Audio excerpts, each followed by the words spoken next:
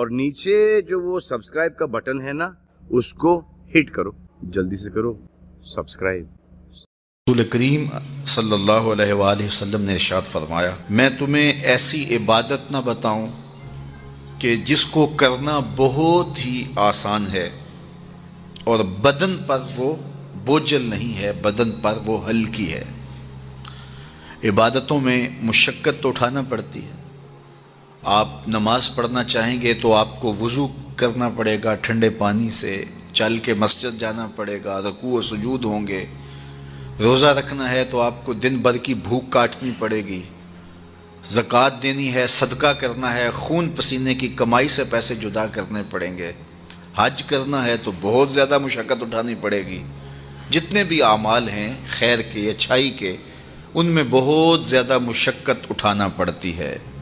یہ طالب علم یہاں پڑھ رہے ہیں، 8 سال کا چلہ کاٹ رہے ہیں، معلمین پڑھا رہے ہیں، صبح تہجد سے اٹھتے ہیں اور شام تک ایک وظیفے میں لگے ہیں، علماء ہیں کام کر رہے ہیں، بہت سارے لوگ، کتنے مشقت والے کام ہیں، تب اللہ کی رضا جا کے نصیب ہوتی ہے۔ لیکن میرے حضور نے فرمایا تمہیں ایک ایسا عمل نہ بتا دوں جس میں بدن بھی نہیں تھکتا اور ہے بھی بڑا آسان؟ اللہ اکبر! فرمایا وہ عمل کون سا ہے؟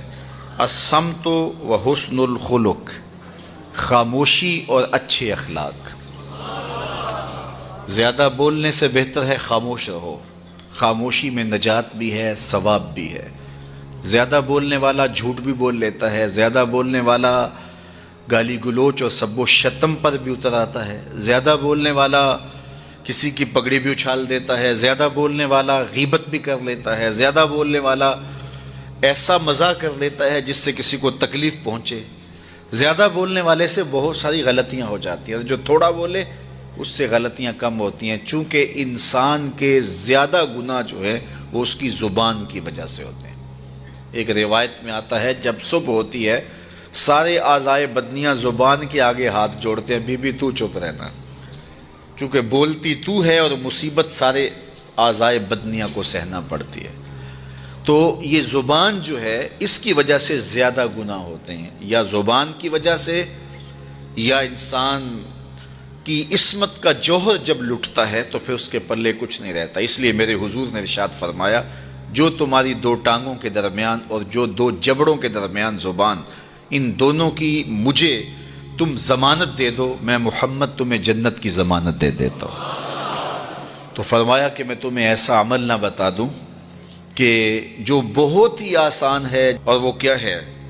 الصمت، خاموشی، وحسن الخلق، اور دوسری بات اچھے اخلاق، رویوں کی خوبصورتی۔ کسی سے ملو تو ہنس کے ملو، کسی سے بات کرو تو لہجے میں نرمی ہو، کسی کی عزت آبرو کا خیال رکھو، بڑے کا احترام کرو، چھوٹے پر شفقت کرو، مخلوق خدا پر رحم کرو، اللہ کی مخلوق پر شفقت سے پیش آؤ، رسول کریم کی امت پر رحم کرو۔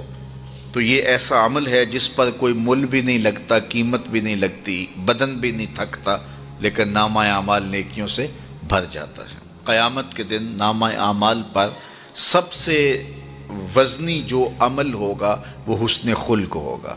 حضور نے فرمایا کہ بیہودگی اور فحش کلام کرنا، یہ سب کچھ جو ہے، تو فرمایا یہ اسلام میں سے نہیں ہے، اور بہترین اسلام وہ ہے جس میں خلق اچھے ہوں۔ حضور نے ارشاد فرمایا کہ جو حسن خلق ہے یہ گناہوں کو اس طرح مٹا دیتا ہے جس طرح جو مصفہ پانی ہوتا ہے، اچھا پانی ہوتا ہے، وہ بدن سے میل کچیل اتار دیتا ہے، اور جو برے اخلاق ہیں وہ عمل کو اس طرح فاسد اور ضائع کر دیتے ہیں جس طرح شہد کے اندر سرکہ ڈال دیا جائے تو شہد صحیح نہیں رہتا۔ تو عمل اچھے ہیں لیکن بدخلقی ان اعمال کی بربادی کا سبب اور ذریعہ بن جاتی ہے۔ اللہ جل شانہ ہمیں معاملات کے اندر خوبصورتیاں نصیب فرمائے، رفق، نرمی نصیب کرے، معاف کر دینے کی توفیق نصیب کرے۔ رزق کمانے کے جو مقاصد ہیں وہ بہت سارے ہو سکتے ہیں، لیکن شریعت میں کاروبار کرنے کے، رزق روزی کمانے کے بنیادی مقاصد تین ہیں۔ پہلا مقصد اپنے آپ کو سوال سے بچانا، دوسرا مقصد اپنے آپ کو حرام سے بچانا، تیسرا مقصد اپنی اولاد کی کفالت کرنا۔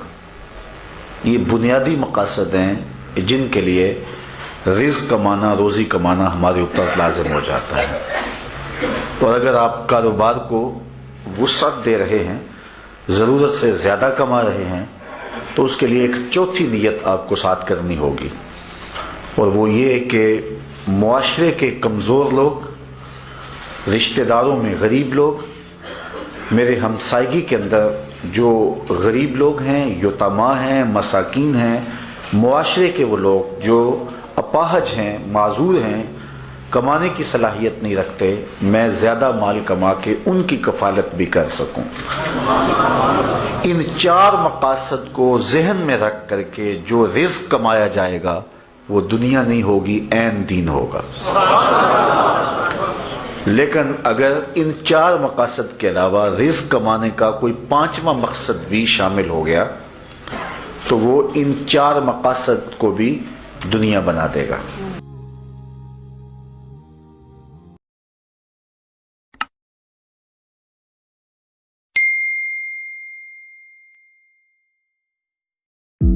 دین پہ چلنے والا ہے، اس کا رزق اللہ کے ذمے۔